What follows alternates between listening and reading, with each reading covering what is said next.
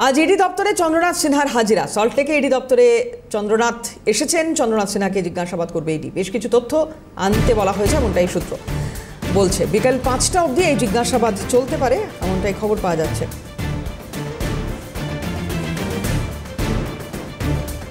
CGO complex থেকে সরাসরি আমাদের প্রতিনিধি শুভদীপ মান্না রয়েছেন। শুভদীপ, জানবো তোমার কাছ থেকে আপডেট কি রয়েছে।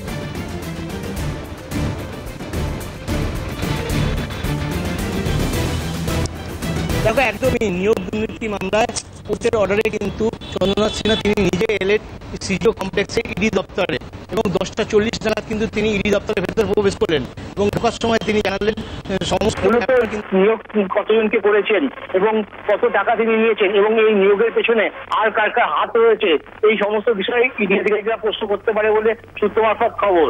এই মুহূর্তে কিন্তু 10টা 40 নাগাদ কিন্তু এই সিজিও কমপ্লেক্সে ঢুকলেন চন্দ্রনাথ সিনহা। কোর্টের যে অর্ডার, সেই কোর্টের অর্ডার অনুযায়ী কিন্তু বিকাল 5টা অবধি তাকে জিজ্ঞাসাবাদ করতে পারে ইডি আধিকারিকরা, এবং ইডি আধিকারিকরা কিন্তু তাকে ডেকে পাঠিয়েছিল। সেই মতোই কিন্তু তিনি 10টা 40 নাগাদ এসে ইডি দপ্তরে হাজিরা দিয়েছেন, এবং ইডি দপ্তরে ঢোকার সময় কিন্তু আমি আগেও জানালাম তিনি কিন্তু সমস্ত রকম সাহায্য করবে বলে জানিয়েছে ইডি আধিকারিকদের।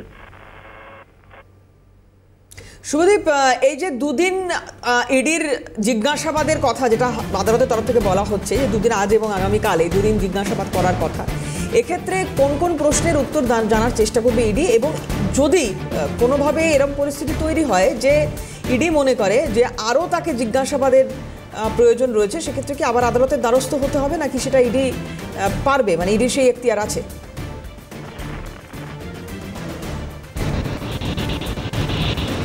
দেখো, আদালতের নির্দেশ অনুযায়ী আজ এবং কাল দুদিন তাকে জিজ্ঞাসাবাদ করতে পারে বলেই মনে করা হচ্ছে, কারণ কোর্টের অর্ডারেই কিন্তু চন্দ্রনাথ সিনহাকে আজ এবং কাল দুদিন ধরেই কিন্তু ইডি আধিকারিকরা জিজ্ঞাসাবাদ করবে, এবং এই নিয়োগ দুর্নীতি নিয়ে কিন্তু তাকে মূলত জিজ্ঞাসাবাদ করবে।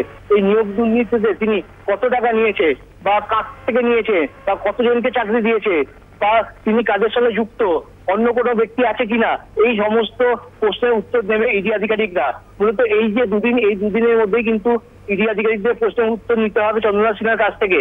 যদি ইডি আধিকারিকরা কমপ্লিট না করতে পারে, তাহলে কিন্তু আবারও কোর্টে যাবে, এবং কোর্টের অর্ডার অনুযায়ী কিন্তু চন্দ্রনাথ সিনহাকে আবারও রাখতে পারে ইডি আধিকারিকরা, এমনটাই কিন্তু মনে করা হচ্ছে। ধন্যবাদ শুভদীপ। কথা বলছিলাম, শুভদীপ মান্না ছিলেন সরাসরি।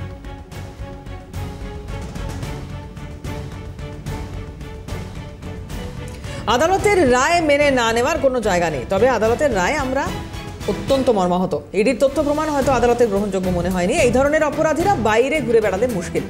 মন্ত্রী চন্দ্রনাথ সিনহা প্রসঙ্গে প্রতিক্রিয়া কেন্দ্রীয় প্রতিমন্ত্রী সুকান্ত মজুমদারের।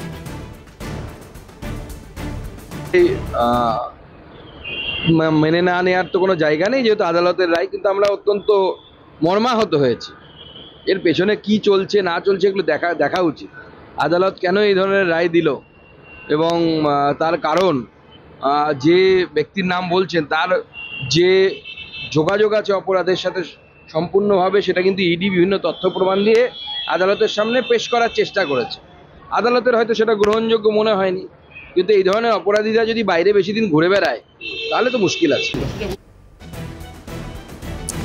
আজ না হোক কাল আদালতে আসতেই হবে। আদালতের রায় ভরসা রয়েছে, প্রতিক্রিয়া বিজেপি নেতা দিলীপ ঘোষের। চলছে কেস, তো আসতেই হবে, আজ হোক কাল হোক, কোর্টের উপরে ভরসা আছে। চলছে কেস, তো আসতেই হবে, আজ হোক কাল হোক, কোর্টের উপরে ভরসা আছে।